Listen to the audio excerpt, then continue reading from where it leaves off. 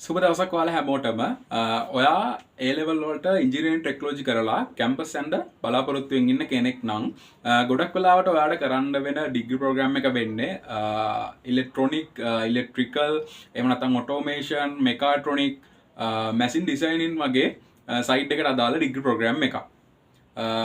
එතකොට මම වගේ චූටි ප්‍රශ්නයක් අහන්නම්. ඔයා කවදා හරි හිතලා තියෙනවද ඔයාගේ අතේ තියෙන පෑනක් කොහොමද හරියටම හැදෙන්නේ කියලා? එතකොට ඔයාගේ අතේ තියෙන පෑනක් හැදෙන්නේ මෙන්න මේ විදිහට.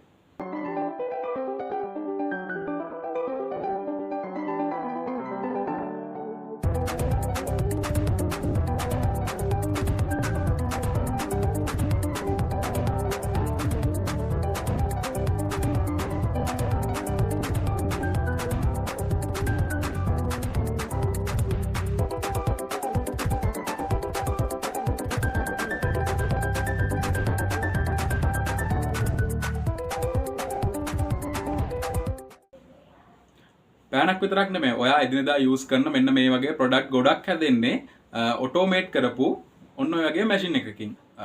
එතකොට ඔය මැෂින් එක වැඩ කරන්නේ එහෙම නැත්නම් ඔය මැෂින් එක කන්ට්‍රෝල් වෙන්නේ මෙන්න මේ වගේ යුනිට් එකකින්. එහෙම නැත්නම් අපි මැෂින් එකට කියලා අපිට අදාළ වැඩේ කරගන්නේ මෙන්න මේ වගේ යුනිට් එකක් ප්‍රෝග්‍රෑම් කරලා. මේ වගේ යුනිට් එකට අපි කියනවා PLC එකක්. එහෙම නැත්නම් ප්‍රෝග්‍රෑමබල් ලොජික් කන්ට්‍රෝල් එකක් කියලා. මම ඔයාගෙන් චූටි ප්‍රශ්නයක් අහන්නම්. මේ හිතන්නකෝ මම ඔයාලට කිව්වොත් ඉංජිනේර් කෙනෙක් නැත්නම් ටීචර් කෙනෙක් ඩොක්ටර් කෙනෙක් වෙබ් ඩෙවලොපර් කෙනෙක් එහෙම නැත්නම් අපි ගමු සොෆ්ට්වෙයාර් ඉංජිනේර් කෙනෙක් මෙන්න මේ වගේ මොන වෘත්තියක් කියවත් මේ වෘත්තියකට අදාළ කවුරුම හරි කෙනෙක් ඔයා මේ වෙද්දිත් අඳුරනවා. ඔයාගේ නෑදෑ කෙනෙක් වෙන්න පුළුවන්, යාළුවෙක් වෙන්න පුළුවන්, කවුරුම හරි කෙනෙක්. හැබැයි ඔයා PLC ප්‍රෝග්‍රෑමර් කෙනෙක් දන්නවද කියලා කවුරු හරි ඇහුවොත් ඔයාට මතක් වෙන කෙනෙක් නෑ නේද? හැබැයි ඒක එහෙම මතක් නොවෙන්න හේතුව ලංකාවේ PLC ප්‍රෝග්‍රෑමින් කියන දේ යූස් නොවෙන එක නෙමේ ඊට අදාළ PLC ප්‍රෝග්‍රෑමින් වලට අදාළ ස්කිල් තියෙන අය අඩුකම.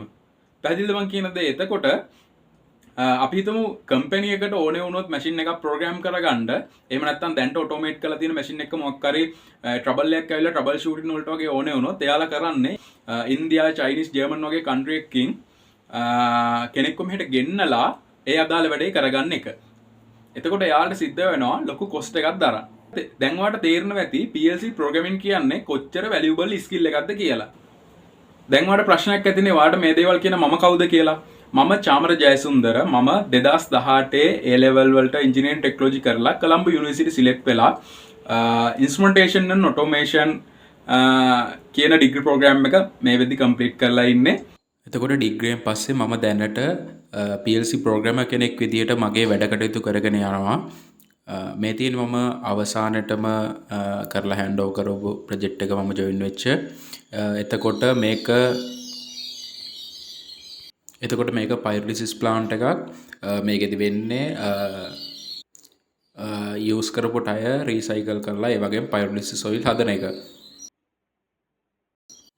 එතකොට මම ඔයාලට මෙතන දාලා තියෙන්නේ මේකේ ඔපරේටර් ස්ක්‍රීන් ටික. මේ ස්ක්‍රීන් දැක්කම ඔයාලට පේනවා ඇති මේක කොච්චර කම්ප්ලෙක්ස් ප්‍රොසෙස් එකක්ද කියලා.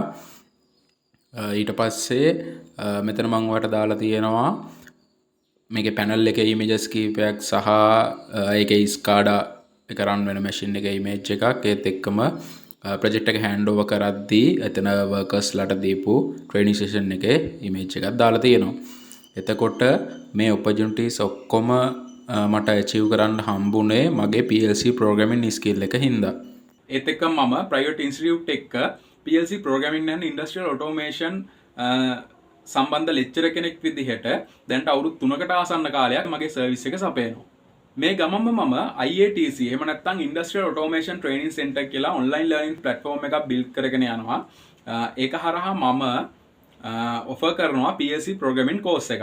ඉතින් ඔයා ඉලෙක්ට්‍රොනික්, ඉලෙක්ට්‍රිකල්, මෙකාට්‍රොනික්, මැෂින් ඩිසයිනින් මේ මොන සම්බන්ධ ඩිග්‍රී එකක් කරත් PLC ප්‍රෝග්‍රෑමින් කියන්නේ ඔයාට අත්‍යවශ්‍යම ස්කිල් එකක්. මේක ඔයාලට කන්ෆර්ම් කරගන්න පුළුවන් දැනට මේ සම්බන්ධ ඩිග්‍රියක් කරන කෙනෙක්ට හරි දැනට මේ ෆීල්ඩ් එකේ වැඩ කරන කෙනෙක්ට හරි පොඩ්ඩක් කතා කරලා ඔයාලට මේක කන්ෆර්ම් කරගන්න පුළුවන්. ඉතින් මේ කෝස් එකට අදාළ වැඩිදුර විස්තර දැනගන්න ඔයාලා මට WhatsApp මැසේජ් එකක් දාන්න.